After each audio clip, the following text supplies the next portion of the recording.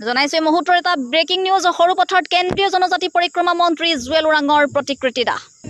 6 জনগোষ্ঠী জনজাতিকৰণৰ দাবীৰে আজি সৰুপথাৰ নগৰত ছুটিয়া যোৱা সন্মিলন ধনকিৰি জিলা সমিতিৰ তীব্ৰ প্ৰতিবাদী কাৰ্যসূচী দেশৰ প্ৰধানমন্ত্ৰী নৰেন্দ্ৰ মোদীয়ে 2014 চনতে শাসনৰ গাদীলৈ অহাৰ আগতে ছুটিয়াকে ধৰি 6 জনগোষ্ঠীক যি জনজাতিকৰণ কৰাৰ কথা উল্লেখ কৰিছিল কিন্তু আজি পৰ্যন্ত জনজাতিকৰণ কৰাৰ ক্ষেত্ৰত চৰকাৰে কোনো ধৰণৰ ব্যৱস্থা গ্ৰহণ কৰা নাই আৰু আনহাতে কেন্দ্ৰীয় জনজাতি পৰিক্ৰমা মন্ত্ৰী জুৱেল ওৰাঙে 6 জনগোষ্ঠীক জনজাতিকৰণ কৰাক লৈ বৰ্তমানে কোনো ধৰণৰ সিদ্ধান্ত লোৱা নাই বুলি স্পষ্টীকৰণ দিয়াৰ পাছতে জাঙুৰ খাই উঠিছে ছুটিয়া যোৱা সন্মিলন ধনকিৰি জিলা সমিতি আৰু আজি মন্ত্ৰীগৰাকীক হকনি প্ৰদান কৰি সংগঠনটোৱে সৰুপথাৰ নগৰৰ মাজমজিয়া তেখেতৰ জুমুঠি দাহ কৰিছে অনাগত দিনত অতি সোনকালে যদি 6 জনগোষ্ঠীক জনজাতিকৰণৰ মৰ্যাদা প্ৰদান নকৰে তেতিয়া ইয়াতকৈও জংগী আন্দোলন গঢ়ি তুলিব বুলি স্পষ্ট কৰি দিয়ে সংগঠনটোৱে যে আপোনালোকে দেখিছে যে 6 জনগোষ্ঠীক জনজাতিকৰণ কৰাৰ দাবীত 6 জনগোষ্ঠী সংগঠনে দীৰ্ঘদিন ধৰি দিল্লী দেশপুৰৰ পৰা আদি কৰি বিভিন্ন জিলাত প্ৰতিবাদী কাৰ্যসূচী আৰম্ভ কৰি আছে যে তথাপিতো কিন্তু এই চৰকাৰখনৰ কোনো ধৰণৰ গা লৰা নাই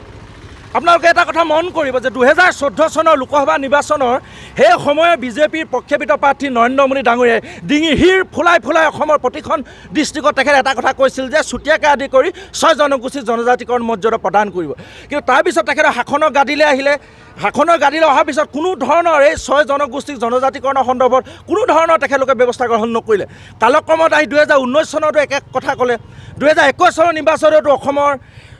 এতিয়া তথাকথিত অসমৰ মানে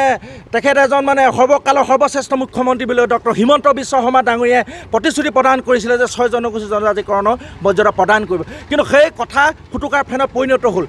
সিদিনা কালি যে অসম ভৱনত আহি কেন্দ্ৰীয় মন্ত্ৰী জুৱেল ওৰাম ডাঙৰীয়াই যে 6 জনগোষ্ঠীৰ বিষয়টো কোনো ধৰণৰ আগবঢ়া নাই কথাটোৱে আমি তেখেতক ধিক্কাৰ জনাইছোঁ ছুটিয়া যুৱ সন্মিলন ধনচিৰি জিলা সমিতিৰ পৰা আমি এটা কথা সকীয়াই দিছোঁ যে এই চৰকাৰখনে যদি অনাগত দিনত বা খুব সোনকালে যদি আমাৰ এই 6টা জনগোষ্ঠীক ছুটিয়া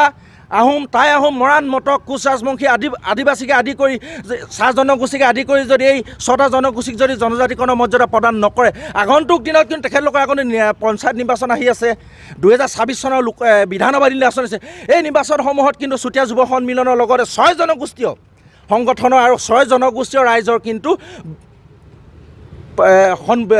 প্ৰতিবাদৰ সন্মুখীন হ'বলৈ বাধ্য হ'ব লাগিব আমি এটা কথা স্পষ্টভাৱে ধনচিৰি মজিয়াৰ পৰা আমি এটা কথা কৈ দিছোঁ দীৰ্ঘদিন সময় আমাৰ আলোচনাসমূহত আমি চৰকাৰক বাৰে বাৰে জনাই কিন্তু এইবাৰ এটা ব্যতিক্ৰমী চিন্তাধাৰা লৈছোঁ যে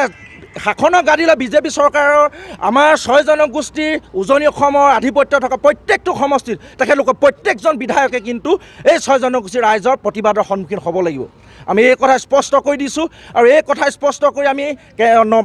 দেশৰ প্ৰধানমন্ত্ৰী নৰেন্দ্ৰ মোদী ডাঙৰীয়াক আমি সকীয়াই দিছোঁ যে তেখেতলোকে দেশৰ 5খন ৰাজ্যৰ 18টাকৈ জনগোষ্ঠী জনজাতি মৰ্যাদা প্ৰদান কৰিলে কিন্তু অসমৰ এই খিলঞ্জীয়া ভূমিপুত্ৰই 6 জনগোষ্ঠীক কিন্তু তেখেতলোকে জনজাতিকৰণৰ মৰ্যাদা দিয়াৰ ক্ষেত্ৰত পিঠি দিছে 6 জনগোষ্ঠী জনজাতিকৰণ হ'লে অসমখন জনজাতি ৰাজ্যলৈ পৰিণত হ'ব আৰু জনজাতি ৰাজ্যলৈ পৰিণত হৈ এই 6 জনগোষ্ঠীৰ লগতে বৃহত্তৰ অসমীয়া জাতিৰ এটা সুৰক্ষা হ'ব আমাৰ ভূমিৰ ওপৰত অধিকাৰ হ'ব সম্পদৰ ওপৰত অধিকাৰ হ'ব গতিকে এতিয়া আমাক একো অধিকাৰ নোহোৱা লিখা অৱস্থা হৈছে গতিকে জাতি মাটি ভেটি কথা কৈ অহা এই বিজেপি চৰকাৰখনে এই বিজেপি মিত্ৰজোঁটৰ চৰকাৰখনক পুনৰবাৰ সকীয়াই দিছোঁ যদি তৎকালীনভাৱে যদি এই 6 জনগোষ্ঠী জনজাতিকৰণৰ মৰ্যাদা প্ৰদান নকৰে অনাগত দিনত কিন্তু ছুটিয়াকে আদি কৰি আটাইকেইটা জনগোষ্ঠী সংগঠনৰ কিন্তু বৃহৎ প্ৰত্যাহ্বানৰ সন্মুখীন হ'ব এই কথা কিন্তু এই সকীয়াই থলোঁ আজি কাৰ্যসূচীৰ লোকে যে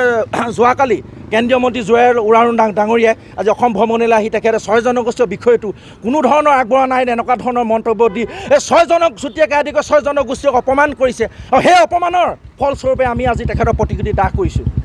অনাগত দিনত তেখেতে সকীয়াই দিছোঁ যে অসমৰ খিলঞ্জীয়া ভূমিপুত্ৰই 6 জনগোষ্ঠীৰ লগত কিন্তু আৱেগ অনুভূতিৰ লগত যাতে তেখেতে কোনো ধৰণৰ খেলা নকৰে